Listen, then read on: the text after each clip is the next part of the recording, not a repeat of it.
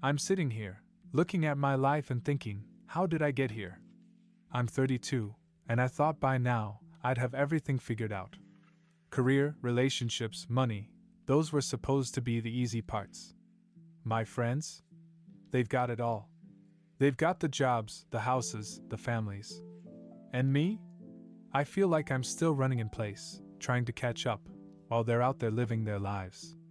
Honestly, I've always wondered if I was meant for something more, but I still don't have it. And then there's Emma. When I first met her, she felt like the answer to everything.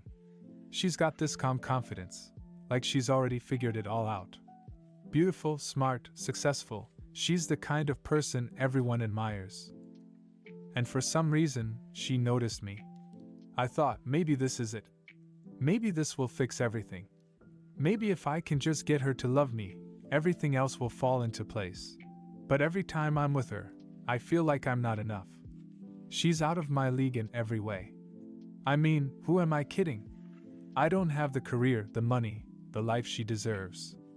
And honestly, I can't even hide it anymore. I feel like she's going to figure me out any second.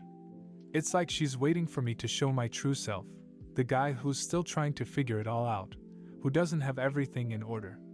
And I'm terrified she's going to walk away when she realizes who I really am. I'll never forget the first time I saw Emma. It wasn't like those grand, dramatic moments you see in movies. No slow motion, no music swelling in the background. It was just a moment. A simple, ordinary night that somehow turned into something extraordinary. I was at this casual party, thrown by a mutual friend. It wasn't the kind of event I usually would have gone to, but I had nothing else planned, and if I'm being honest, I didn't want to sit at home alone on a Saturday night. So I went. I grabbed a beer, made small talk with a few people I barely knew, and tried to make the best of it. But then she walked in. It wasn't like a light bulb turning on or anything like that. It was just the fact that when she entered the room, it felt like the energy shifted. I wasn't the only one who noticed. There were a few quiet murmurs around the room. Guys turned their heads. Girls subtly checked her out. But it wasn't just her looks, it was this presence she had. She carried herself with this quiet confidence, like she already knew she belonged wherever she went. I remember staring at her for a moment, not because I was a creep, but because there was something about her that I couldn't look away from. She wasn't the loudest person in the room, but she had this grace, this kind of quiet power that made people gravitate toward her without her even trying. I felt this pull toward her, but I was also terrified. She was the kind of woman who seemed untouchable, the kind of woman who had it all together. The kind of woman who guys like me just don't get to date. She was wearing this simple black dress, something elegant but understated. Her hair was loose, cascading over her shoulders, and her eyes, they were like magnets. So warm, so full of life. I felt like I was being drawn in without even realizing it. My heart started racing. I mean, I had no business talking to someone like her. What could I possibly have to offer someone so perfect? But then, she looked around the room and caught my eye. It wasn't some flirty look or a glance that lingered too long. It was just a moment of recognition. Like she noticed me too, like I wasn't invisible.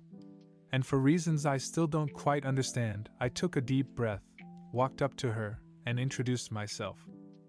"Hey, I'm David," I said, trying to sound casual but definitely feeling the nervousness creeping into my voice. She smiled, and it was like the whole room suddenly felt brighter. "Nice to meet you, David. I'm Emma." Her voice was calm, confident, but still warm. I felt like I could talk to her. Not the usual small talk you throw out at a party, but something real. We started talking about the usual stuff, where we were from, what we did for work, random things to fill the silence. But there was something different about her. She didn't care about the superficial stuff. She asked me about my interests, what made me happy, what kind of music I liked. It wasn't just about filling the space, it felt like she was genuinely interested in me. And I was equally interested in her. She wasn't talking to me like I was just another guy at the party. She wasn't looking over my shoulder, scanning the room for someone more important. She was there, in the moment, talking to me like I mattered. At some point, the conversation drifted into something deeper. I don't know how we got there, but suddenly, we were talking about our dreams, what we wanted out of life. She told me about her career, her ambition, her goals. She wasn't bragging, just speaking with this quiet determination that made me think, this woman has her life figured out. And then she asked me what my dreams were. I hesitated. I had dreams, sure, but none of them felt like they were worth talking about. I didn't have a career path that I could be proud of. I didn't have some grand vision of success. What could I possibly say to someone like her? But somehow, I found myself opening up. I told her about my struggles, my hesitations, the things I was working toward but never quite reaching. I wasn't proud of it, but I figured it was better to be real with her than to put on some facade. To my surprise, she didn't judge me. She didn't turn away or change the subject. She just listened. And when I finished, she smiled again, that soft, reassuring smile, and said something that stuck with me. David, we all start somewhere. The important thing is that you're trying. A lot of people don't even take that first step. Those words stayed with me long after the party ended. I left that night feeling like something had shifted, but I didn't quite know what. I had this strange feeling that this encounter wasn't just a random moment. It felt like I'd met someone who could change the direction of my life, or at least give me the courage to change it myself. Over the next few weeks, we started talking more. Casual texts, phone calls that turned into longer conversations, casual meetups for coffee or lunch. I was beginning to feel something for her. Something deeper than just physical attraction. I liked her mind, her energy, the way she approached life. She didn't judge me for where I was in life. Instead, she challenged me to be better. And as we spent more time together, I started to think maybe I could be the man she deserves. She made me want to be better, but I also felt this pressure. Not from her, but from myself. I wanted to impress her. I wanted to be the guy she thought I was, not the guy I actually was. That's when things started to get tricky. Instead of focusing on just being myself, I started focusing on how I could show her I was worthy of her. I wanted her approval so badly that I started pretending to be someone I wasn't. I wasn't lying exactly, but I wasn't being fully honest either. I exaggerated things. I made my life sound more put together than it really was. I told her I was more successful than I was, more confident than I felt, more certain about my future than I actually was. And that worked, for a while. She seemed to buy it, or at least she never questioned it. Maybe she didn't see the cracks, or maybe she didn't care. But deep down, I knew I was living a lie. And the more I pretended to be someone I wasn't, the more I lost sight of who I truly was. I wanted so badly to be the guy she deserved that I forgot I had to be honest with myself first. But in those early days, when everything felt new and exciting, I didn't see that. All I could see was the beautiful, ambitious, accomplished woman sitting across from me, and I felt like I had to keep up. I had to prove to her I was worthy of being by her side. I was willing to do anything to make her stay. As things progressed, I couldn't stop thinking about Emma. She was everything I'd ever wanted. Smart, ambitious, confident. And here I was, just me. The more I tried to pretend I had it all together, the more it felt like I was falling apart inside. I kept telling myself that if I just played my cards right, maybe she wouldn't notice how insecure I really was. But deep down, I knew I wasn't the guy she deserved. I began to watch her more closely, how she interacted with her friends, how confident she was about her life. And every time she looked at me with that smile, I couldn't shake the feeling that she deserved someone better. Someone who wasn't so lost, someone who had it all figured out. And the worst part? The more I pulled away, the more I pushed her away, but I couldn't help it. I was afraid that if I let her see the real me, she'd run. I was afraid she'd realize I wasn't enough. That I was just pretending to be someone I wasn't. She'd ask me about my job, about my plans, and I'd give vague answers, hoping she wouldn't push further. But inside I was panicking. What if she figures out that I don't have any of this figured out, And every time she talked about her career, about her ambitions, I felt smaller and smaller. She was doing great, and I was stuck. I was becoming more jealous, more anxious, and more frustrated. I kept thinking, how can she love me if I can't even love myself? There's a moment in every relationship when you know things just aren't right. It's not the loud fights, or the missed anniversaries, it's that quiet feeling that starts to grow inside you. That nagging sense that you're not being true to yourself. That the person you're becoming isn't the person you want to be. For me, that moment came when I realized I wasn't in love with Emma the way I thought I was. Not because she wasn't incredible, she was. She was everything I thought I wanted: smart, successful, funny, beautiful. She had her life together in ways I could only dream of. But the more I tried to fit into that life, the more I lost sight of who I was. I began to realize that the relationship wasn't about her. It wasn't about the connection we shared. It was about me. It was about me trying to prove something to myself. I was so wrapped up in the idea that if I could just make her love me, everything else would fall into place. But that wasn't the problem. The problem was I wasn't happy with me. I could see it in her eyes when we spent time together. She didn't need me to be perfect, but I felt like I wasn't even close to the man she deserved. Every time I tried to pretend that I had it all figured out, I was dying a little inside. Every time she complimented me, I felt like a fraud. She didn't deserve someone who couldn't be honest with her, and she certainly didn't deserve someone who was only half of who he could be. The truth is, I wasn't being fair to either of us. I wasn't being fair to her because I was pretending to be someone I wasn't, and I wasn't being fair to myself because I was living a lie. The stress of keeping up appearances was tearing me apart. And the worst part? I was starting to lose the person I was supposed to be in all of this.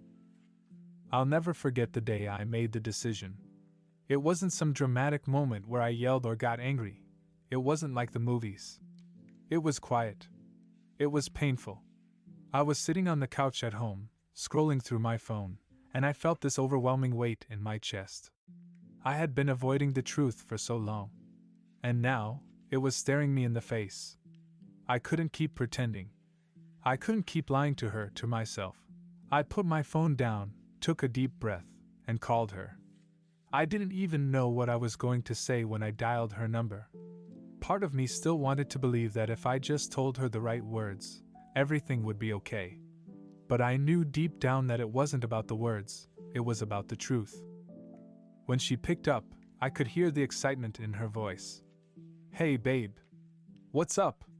And for the first time in a long time, I didn't feel that rush of guilt when I heard her voice. I didn't feel that pressure to put on an act. Instead, I felt a heavy sense of clarity.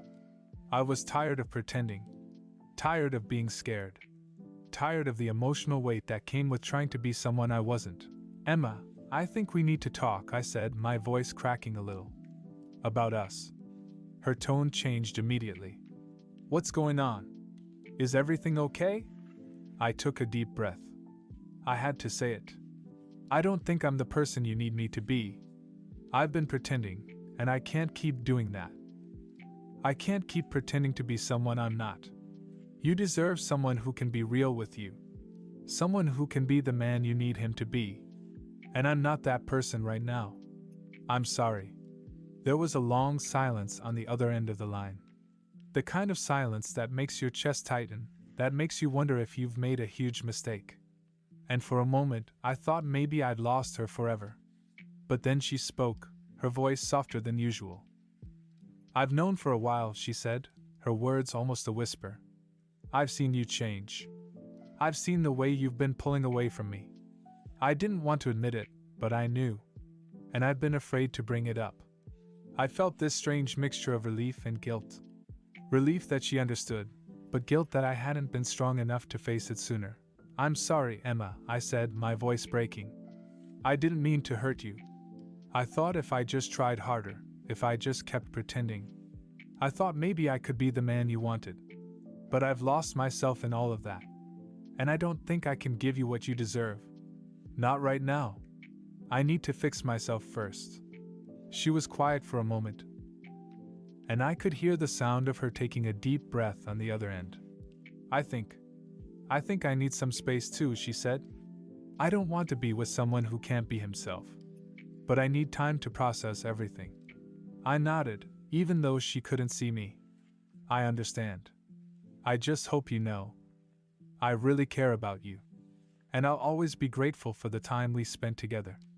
"I care about you too," she replied softly. "But this is the right thing. We both need to figure out who we are on our own. And maybe one day, we'll both be in a better place." As we hung up, I felt this strange mix of emotions. Sadness. Regret. But also, this overwhelming sense of clarity. It wasn't over because we hated each other. It was over because we weren't the right fit for each other, not because we didn't love each other, but because sometimes love isn't enough. Sometimes you have to be enough for yourself first, and as painful as that was to admit, I knew it was the only way to move forward. For both of us. The days after the breakup were quiet. Too quiet. At first, I thought it would be a relief. I imagined I'd feel free, but instead I felt lost. Like I had just pulled the rug out from under myself, and now I was left trying to find solid ground. For the first time in a long time, I was alone. Completely alone. And that scared me. I spent days just sitting around, trying to figure out who I was without her. Without all the distractions I'd used to cover up how miserable I'd felt. I'd kept so much bottled up inside, and now there was no one to hide behind. It was just me and my thoughts, and they weren't always pretty. At first, I tried to keep myself busy, working late, going to the gym, hanging out with friends. But nothing really filled the void. I started to realize just how much of my life I'd been letting slip by, all because I'd been chasing after someone else's approval. It hit me hard. I hadn't even been living my own life. I was living the life I thought she would approve of. The life I thought would make me feel like I mattered. That's when I decided I needed to make some changes. I couldn't just wait for things to get better. I had to do something about it. So, I signed up for therapy. The first session was awkward. I mean, who really wants to open up about their insecurities and failures to a complete stranger? But as I kept going, it became clear I had a lot of work to do on myself. And no one was going to do it for me. I started reading books about self-worth and confidence, about breaking free from needing other people's validation. I began small. At first, it was just getting out of bed without feeling like I had to prove something. Then I started taking better care of myself, physically, emotionally. I didn't just want to look better. I wanted to feel better. I wanted to feel whole. The more I worked on myself, the more I realized how much I'd been neglecting the person who should have mattered the most, me.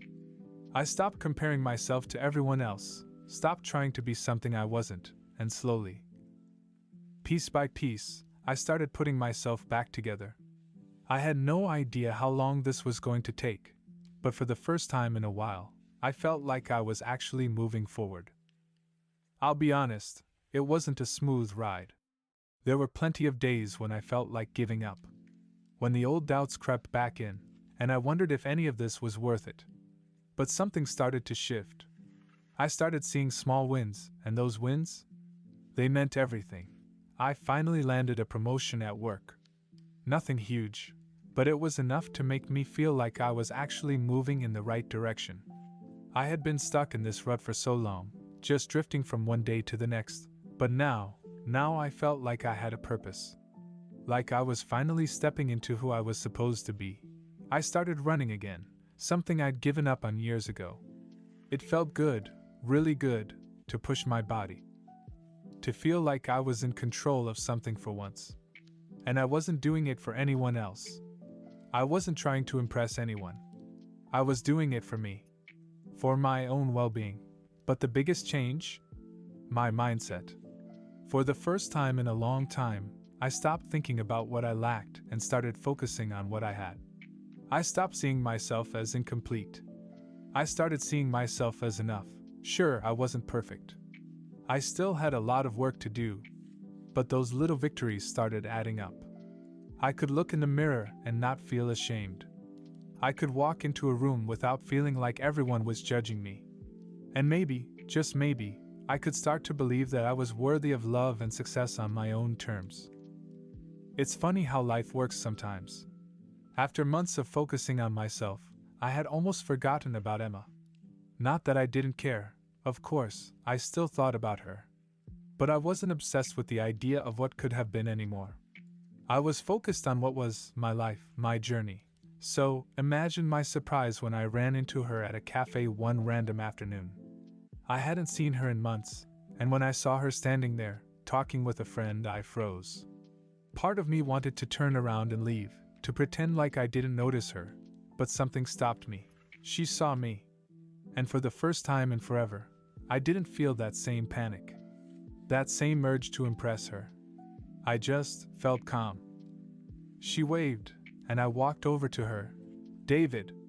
Wow, it's been a while," she said with that warm smile of hers. I smiled back. "Yeah, it has." We caught up for a few minutes, talking about the usual stuff, how life had been, what we'd been up to. She asked how things were going, and I didn't have to lie. I told her I was doing well, no exaggeration, no pretending. It felt good to just be honest. And I could tell she noticed. "You seem different," she said, looking me up and down like she was seeing me for the first time. In a good way. And in that moment, I realized something. I wasn't the same guy I had been when we first met. I wasn't the guy who was constantly trying to impress her or prove myself. I was just me. And I was okay with that. "I've changed," I said, laughing a little. "In a good way, I hope." She smiled. "Definitely. I'm glad to see you happy." I didn't feel that pang of longing anymore. I didn't need her approval to feel validated. She had been a huge part of my journey, but I didn't need her to fix me. I'd done the work on my own. After that chance encounter with Emma, something inside me clicked. I'd spent so much time trying to chase after something that wasn't mine to keep, her love, her approval.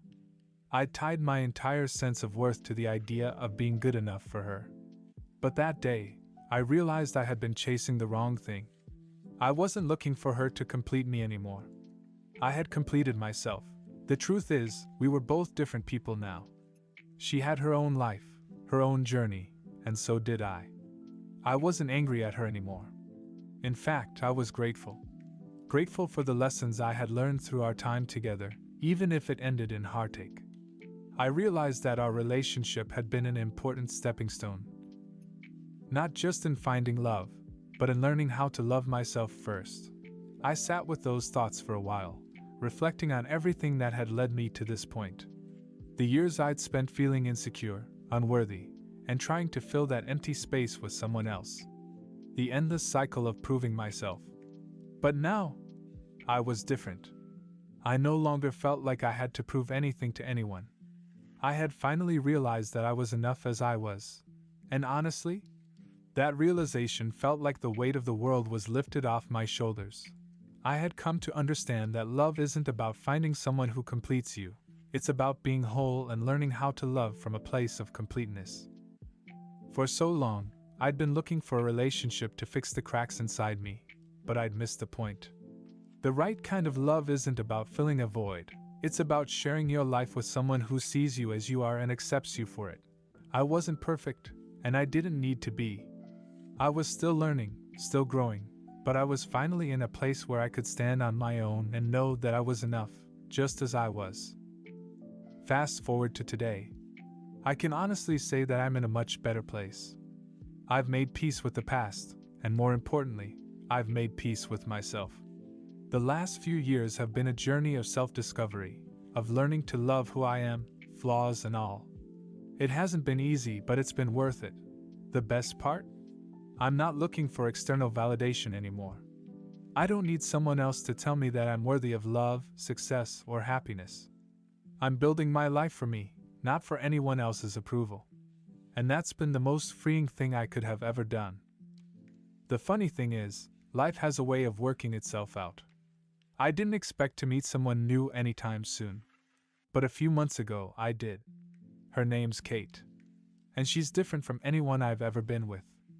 We connect on a level that feels natural, easy, and real. But this time, I'm not trying to become someone I'm not. I'm showing up as myself. Fully. I'm not scared anymore. I don't need her to save me or make me feel complete. I don't need to put on a mask or pretend to be someone I'm not. I'm just me. And that's enough. Looking back at everything, the breakup, the pain, the growth, I realized that the whole experience was necessary. I needed to go through that to become the person I am today. Sometimes, life throws us curveballs, and the hardest moments are the ones that push us to grow. The hardest moments are the ones that teach us to stop looking outside for answers and start looking within. I've learned that love starts with self-love. If you can't accept and love yourself for who you are, flaws and all, you'll never be able to truly love someone else. And when you do love yourself, you open yourself up to receiving love in a way that's genuine, pure, and lasting. So, my advice? Don't wait for someone to fix you. Don't wait for someone else to tell you that you're enough. Do the work on yourself, and the rest will follow. And if love finds you along the way, then that's just the icing on the cake. But whether it does or not, you'll be okay because you'll have yourself.